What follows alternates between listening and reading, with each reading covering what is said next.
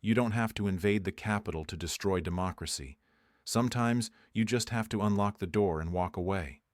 Anonymous, there's a seduction in imagining democracy dies loudly, in fire, fury, and flag-waving mobs.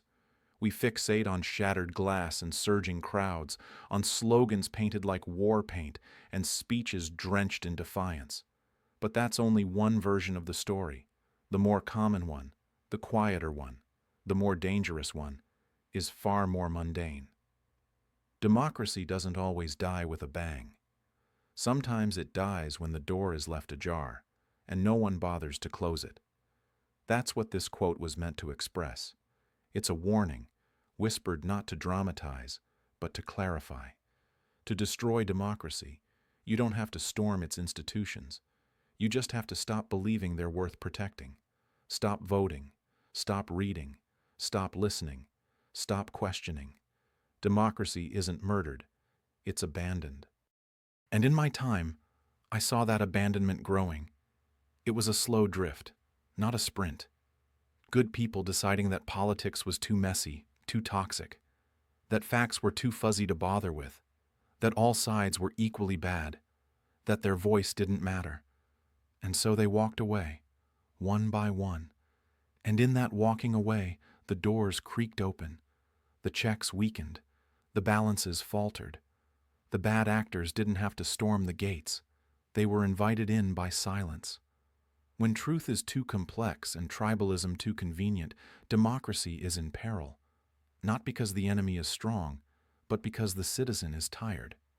And tired citizens are easy to replace with algorithms, with autocrats, with systems of control disguised as convenience. We let democracy bleed out by degrees, through apathy, through disillusionment, through 1,000 distracted scrolls. How does it apply now? Look around. Everywhere you see it. Elections treated as performance art. Facts flattened into feelings. Leaders more interested in going viral than governing. Cynicism not as critique, but as creed. And behind it all, a creeping idea. Maybe democracy is too slow, too flawed, too hard. Maybe it's not worth it. That's the unlocked door. It swings open when we let complexity exhaust us, when we equate freedom with the right to ignore, when we treat democratic participation like a chore instead of a privilege, when we allow the loudest voice to drown out the most thoughtful ones, when we mistake passivity for peace. And so the warning must become a calling. You, reading this, you are the hinge. You are the one who decides whether the door stays open or whether we bolt it shut against those who would walk in unchallenged. How? First, show up. In conversation, in community, at the polls, in the comment section.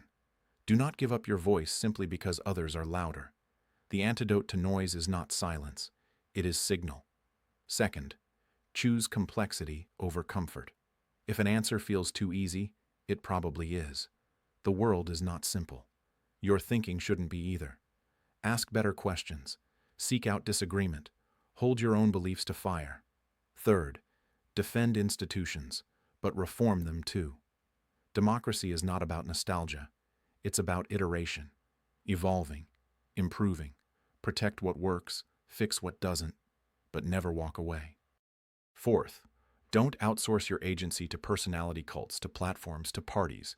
Parties don't save republics. People do. And lastly, love something enough to fight for it, but wisely, not blindly. Rage is not resistance. Cynicism is not wisdom. Democracy is not a performance.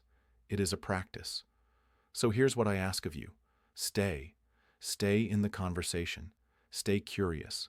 Stay critical. Stay human. Because when you walk away, someone else walks in. And they may not be carrying a flag.